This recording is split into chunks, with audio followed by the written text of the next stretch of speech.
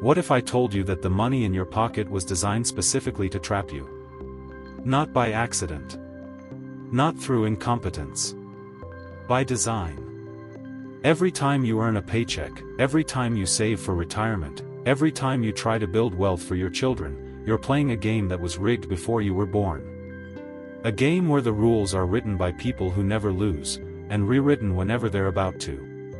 In 1971, something happened that changed the nature of money forever. A decision was made in secret, announced on a Sunday evening when the markets were closed, and implemented before anyone could react. That decision trapped every human being on Earth in a monetary system designed to transfer wealth in one direction only. Away from you. For 53 years, this system has operated exactly as designed. It has stripped the middle class of purchasing power. It has made housing unaffordable for young families. It has turned retirement into a fantasy for millions. It has concentrated wealth at levels not seen since the pharaohs of ancient Egypt. And the most terrifying part? Most people don't even know the trap exists. They feel the effects every day. They notice that groceries cost more. They wonder why their parents could afford a house on one income while they struggle on two. They sense that something is deeply wrong with the economy. But they can't identify the mechanism. They can't see the bars of the cage. Today, I'm going to show you the cage. I'm going to explain how it was built, who built it, and why. I'm going to trace this system back through centuries of monetary manipulation to show you that what's happening now is just the latest iteration of a trap that has been refined across generations.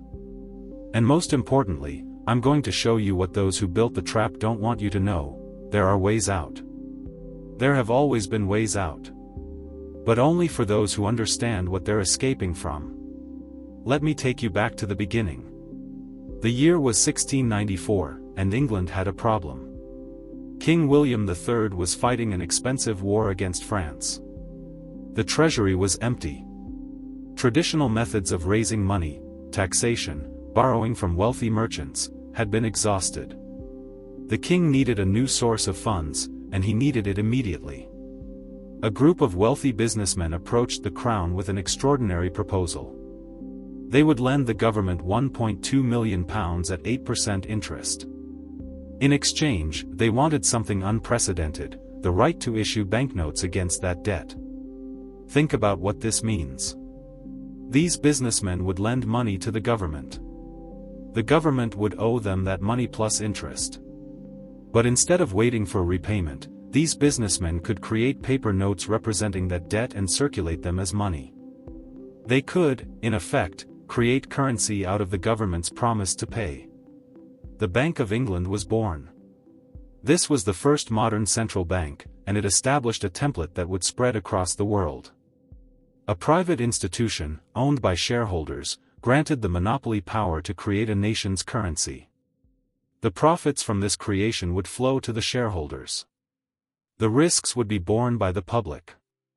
From the very beginning, the system was designed to benefit its creators at the expense of everyone else. The Bank of England's shareholders understood something profound about money. Whoever controls the creation of currency controls the economy itself. They can expand the money supply, creating booms that enrich those closest to the new money. They can contract the money supply, creating busts that allow them to buy assets at distressed prices. They can fund governments, becoming indispensable to those in power. They can deny funding, bringing those same governments to their knees. This was not a public service. This was the greatest concentration of economic power in human history. Within decades, the template spread. The Bank of France was established in 1800. The Bank of the Netherlands in 1814. Central banks proliferated across Europe, each granting private interests the extraordinary privilege of creating national currency. But America resisted. The founders of the United States understood the danger of central banking. They had seen how the Bank of England manipulated British politics and extracted wealth from the common people. They were determined to prevent the same system from taking root in the new nation. Thomas Jefferson wrote extensively about the threat posed by banking institutions. He warned that banks would deprive the people of their property through inflation and deflation cycles until their children would wake up homeless on the continent their fathers conquered. He called banking establishments more dangerous to liberty than standing armies. Andrew Jackson fought a legendary battle against the Second Bank of the United States, vetoing its recharter in 1832. In his veto message, he declared that when the laws make the rich richer and the potent more powerful, the humble members of society have a right to complain of the injustice of their government. Jackson won that battle. The Second Bank's charter expired in 1836, and for the next 77 years, the United States operated without a central bank. It was the longest period of central bank-free existence for any major economy in the modern era. During those decades, the dollar was real money. It was backed by gold and silver. It couldn't be created from nothing. Its value was stable because its supply was constrained by physical reality. A dollar in 1836 had almost exactly the same purchasing power as a dollar in 1913. But the bankers never forgot. They never stopped planning. They never abandoned their goal of establishing a central bank in the United States. They just learned to be more patient. December 1913. A small group of the most powerful bankers and politicians in America gathered for a secret meeting at Jekyll Island, a private resort off the coast of Georgia owned by some of the wealthiest families in the nation. The attendees included representatives of the Morgan banking empire, the Rockefeller financial interests, and the largest banks on Wall Street. Senator Nelson Aldrich, whose daughter had married into the Rockefeller family, organized the meeting. Paul Warburg, a German banker who had immigrated to the United States specifically to help establish a central bank, provided the technical expertise. The meeting was so secret that participants used only first names and code words. They traveled in a private railcar with the blinds drawn. They told their families they were going on a hunting trip. For years afterward, they denied the meeting had ever taken place. What they created during those 9 days would transform the American economy forever. The plan they drafted became the Federal Reserve Act, passed in December 1913 during the Christmas holiday when many congressmen had already left Washington. President Woodrow Wilson signed it into law, later allegedly expressing regret for what he had done.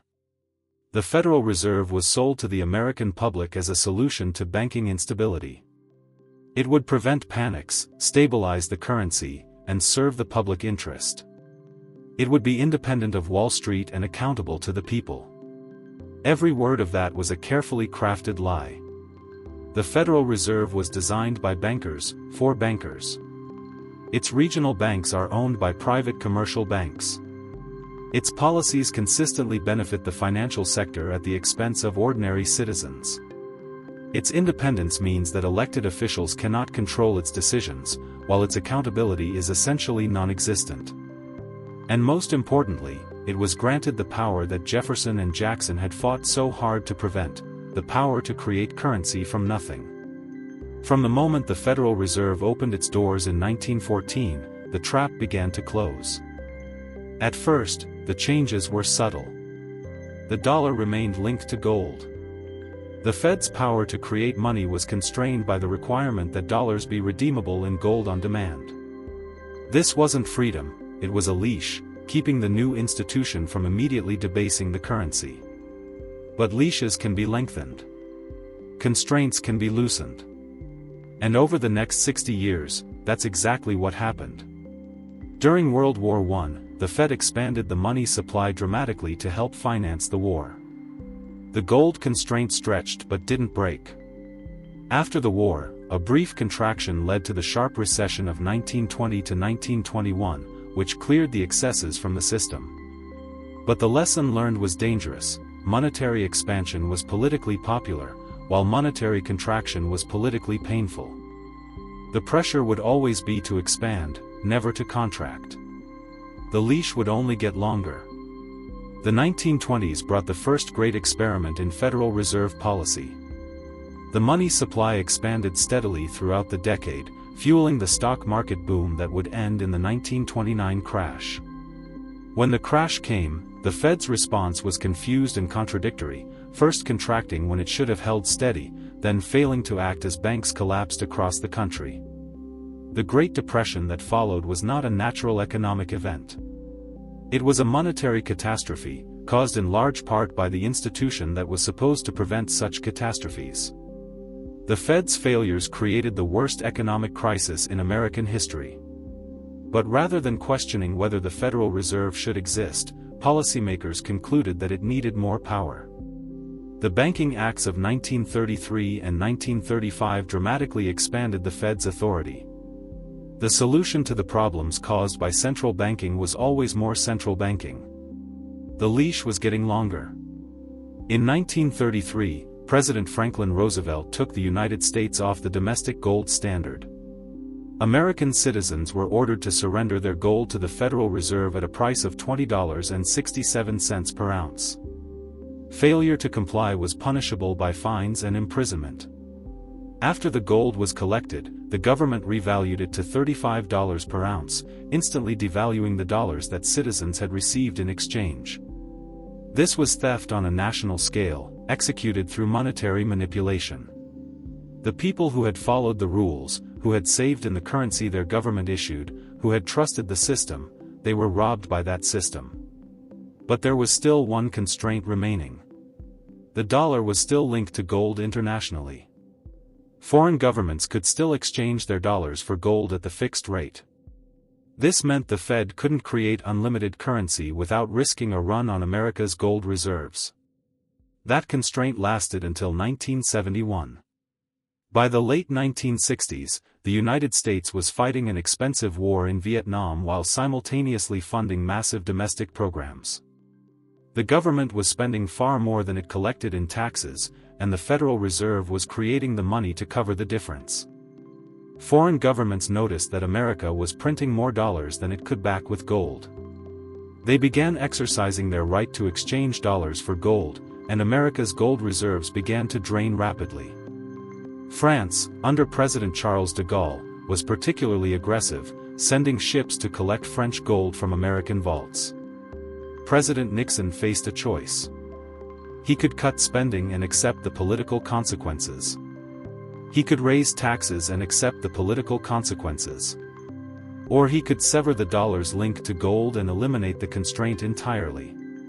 On August 15, 1971, Nixon announced his decision to a national television audience. He called it temporary. He called it necessary to protect the dollar from speculators. He promised that the effect would be to stabilize the dollar. Every word was a lie. The Nixon shock, as it came to be called, was the moment the trap snapped shut. The last constraint on currency creation was removed.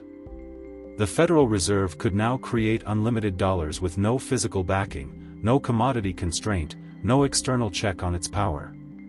The leash wasn't just long anymore. It had been removed entirely. From that moment forward, every dollar in existence would be created by the Federal Reserve as debt. Every dollar would represent a claim on future productivity. Every dollar would be a tool for transferring wealth from those who earned it to those who created it. This is the trap. This is the system you cannot escape from. Every time you earn money, you earn currency that is being continuously devalued. Every time you save in a currency designed to lose value. Every time you work for rewards that are being diluted while you earn them. You cannot opt out. You cannot refuse to participate. Your taxes must be paid in dollars. Your wages are paid in dollars. Your debts are denominated in dollars. The entire economy operates in dollars. And those dollars are controlled by an institution that has demonstrated, for over a century, that its policies benefit the financial elite at the expense of everyone else. Let me show you exactly how the trap works. When the Federal Reserve creates new currency, that currency doesn't appear evenly throughout the economy. It enters through specific channels, primarily through the banking system. Banks receive the new money first, and they use it to purchase assets and make loans before prices have adjusted to reflect the increased money supply. This is called the Cantillon effect, named after an 18th-century economist who first described the phenomenon. Those who receive new money first benefit at the expense of those who receive it last. Think about what this means in practice. When the Fed creates $1 trillion and injects it into the financial system, that money flows first to banks and financial institutions. They use it to buy stocks, bonds, and real estate. The prices of these assets rise. By the time the new money reaches ordinary workers, through wages that slowly adjust to rising prices, the assets have already become more expensive. The worker can never catch up because he always receives the money last, after its purchasing power has already been diluted. This is why asset prices have risen so much faster than wages. This is why your parents could afford a house on one income and you cannot afford one on two. This is why the wealth gap has exploded over the past 50 years. The system is working exactly as designed. It was designed to transfer wealth upward. The numbers are staggering. In 1971, the median home price was about 2.5 times the median household income. Today, it's over 7 times the median income. That difference represents wealth that has been extracted from working families and transferred to asset owners. In 1971, the richest 0.1% of Americans owned about 7% of total wealth. Today, they own over 20%. The richest 1% owned about 25%. Today, they own over 35%. Since 1971, worker productivity has increased by over 60%, but median wages have barely budged in real terms. The gains from that productivity have flowed almost entirely to capital owners rather than workers. This isn't a failure of the system. This is the system succeeding at its actual purpose. But the trap goes even deeper than wealth transfer. It extends to the very structure of society. A currency that continuously loses value changes how people behave. It discourages saving and encourages consumption. Why save money that will be worth less next year when you could spend it or invest it today? This forced consumption keeps people running on an endless treadmill. You must keep working because you cannot accumulate enough savings to stop. Your retirement depends not on what you've saved but on market performance that you cannot control. Your security is always precarious, always dependent on continued income. The trap also forces people into financial markets they don't understand. Because cash loses value, people must invest just to preserve purchasing power. They must navigate complex financial instruments, paying fees to advisors and institutions, taking risks they wouldn't otherwise choose, participating in a casino where the house always wins. The system creates debt slavery. When currency is continuously devalued, borrowers are encouraged to borrow more. After all, they'll repay with cheaper dollars. But this only works as long as incomes keep pace with debt service, and for most Americans, they haven't. Household debt has exploded to record levels. Consumer debt, student debt, auto debt, mortgage debt, Americans owe more than ever before. And who holds that debt? Who collects the interest? The same financial institutions that create the currency in the first place. It's a perfect closed loop.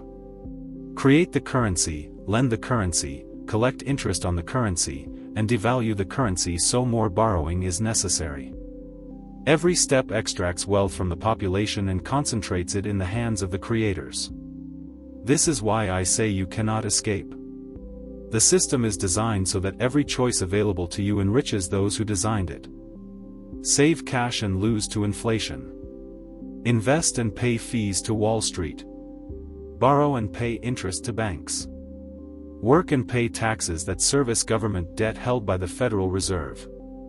There is no option within the system that doesn't benefit the system's creators. Throughout history, those who built monetary traps have made one critical error. They assumed the trap would hold forever. They assumed that people would never realize what was being done to them. They assumed that alternatives would never emerge. They were always wrong. The Roman emperors who debased the denarius thought they could do so indefinitely. But people eventually refused to accept the worthless coins, and the economy reverted to barter and commodity money. The system didn't hold. The French revolutionaries who printed assignats thought they could paper over any fiscal problem. But within 7 years, the currency was worthless and the printing plates were publicly destroyed. The system didn't hold. The Weimar Republic thought it could print its way out of debt. Within 4 years, the papiermark was so valueless that it was burned for heating fuel. The system didn't hold. Every monetary trap in history has eventually failed. The only questions are when and how. The current system is showing signs of strain that its architects never anticipated. First, there is the emergence of technological alternatives. For the first time in history, it is possible to create digital money that is not controlled by any government or central bank. These alternatives may succeed or fail, but their mere existence demonstrates that the monopoly on money creation is no longer absolute. Second, there is the growing awareness among ordinary people. The financial crisis of 2008 awakened millions to the reality of how the system works. The monetary explosion of 2020 awakened millions more. Each crisis peels away another layer of illusion, revealing the machinery beneath. Third, there is the mathematical inevitability of the system's failure. Debt-based currency requires perpetual growth to service perpetual debt. But perpetual growth is impossible in a finite world. At some point, the debt becomes unpayable, and the system must reset. Fourth, there is the loss of confidence that precedes every monetary collapse. When people stop believing in the currency, they stop using it. They seek alternatives. They demand real assets instead of paper promises. This loss of confidence can happen slowly, then suddenly, and once it begins, it cannot be stopped. The dollar system has shown remarkable resilience because of its unique position as the world's reserve currency. Global demand for dollars has allowed the United States to export its inflation and delay the consequences of its monetary policies. But this privilege is eroding. Major nations are actively working to reduce their dependence on the dollar. China, Russia, Brazil, India, Saudi Arabia, countries representing billions of people are creating alternative payment systems, conducting trade in other currencies, and accumulating gold reserves. The petrodollar system that has supported dollar demand since the 1970s is fracturing. When the world no longer needs dollars, the trillions that have been exported will come home. The inflation that has been hidden overseas will appear on American shores. The trap that seemed inescapable will become visibly unsustainable. So what does escape look like? Throughout history, those who escaped monetary traps shared certain characteristics. They understood the system they were living in. They recognized the signs of instability before the majority. They took action while action was still possible. Those who escaped did not rely entirely on the currency of the trap. They held real assets, land, commodities, productive enterprises, that would retain value regardless of what happened to the money. They diversified across jurisdictions, holding assets in places not subject to the same monetary policies. They built skills and relationships that would be valuable in any economy. Those who escaped understood that timing matters enormously.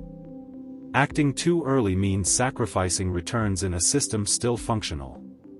Acting too late means being trapped when the exits close. The window of opportunity is finite, and it closes faster than anyone expects. Those who escaped did not panic, but they also did not wait. They made systematic preparations over time, gradually reducing their exposure to the trap while maintaining the ability to function within it. They lived in the system while preparing for its end. Most importantly, those who escaped understood that the trap only works if you don't see it. Once you understand how the system operates, you can make choices that mitigate its effects. You can structure your life to minimize your exposure. You can position yourself to benefit from the changes that are coming rather than being destroyed by them. The trap was built for people who don't understand it. For those who do understand, it's not a trap at all, it's a map. It shows you exactly what the architects fear, exactly what they're trying to prevent, exactly where the weaknesses are. They fear real assets because real assets can't be created from nothing. They fear alternative currencies because they represent competition for their monopoly. They fear financial education because informed people are harder to exploit. They fear decentralization because concentrated power is their source of strength. These fears point to the exits. We are living through the late stages of a monetary system that has trapped humanity for over a century in its current form and for over 3 centuries in its fundamental structure. The trap was built by those who benefit from it. It was refined by generations of financial engineers. It was protected by laws and institutions designed to prevent escape. But no trap holds forever. The Roman trap failed. The French trap failed. The German trap failed. Every monetary trap in history has eventually failed, and the current one will too. The question is not whether the trap will fail, but when. And more importantly, where you will be positioned when it does. Those who remain fully invested in the trap, their savings in dollars, their wealth in paper assets, their faith in institutions, will experience the failure as a catastrophe. They will watch their life's work evaporate. They will see their security disappear. They will be told it was unavoidable, that nobody could have predicted it, that sacrifices must be shared. Those who understood the trap and prepared accordingly will experience the failure differently. They will have preserved purchasing power when others lost everything. They will own real assets when paper claims become worthless. They will have options when others have none. The architects of the trap don't want you to know any of this. They don't want you to understand how the system works.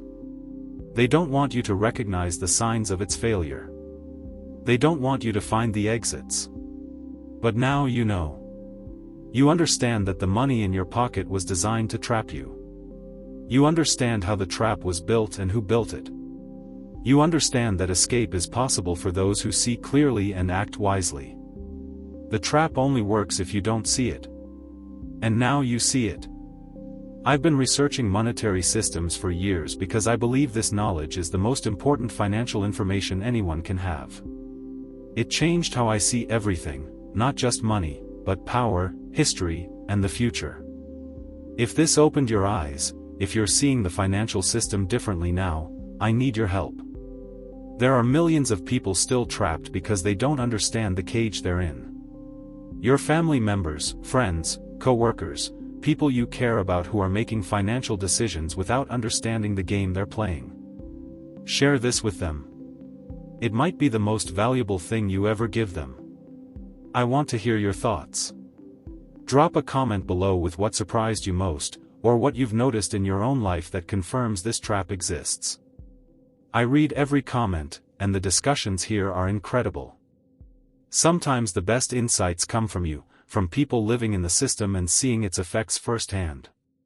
If you're ready to go deeper, to understand not just the trap but specific strategies for navigating it, consider subscribing and hitting the notification bell. The information in this channel is designed to give you the same knowledge that the financial elite use to protect themselves, knowledge they don't want widely shared. The trap was built for people who don't understand it. Every person who watches this video, who grasps what's really happening, who takes action to protect themselves and their families, that's one more person the trap can't hold. They built a currency you would never escape from. They designed it perfectly. They refined it for centuries. But they made one mistake. They assumed you would never understand what they had done. Now you do. What will you do with that knowledge?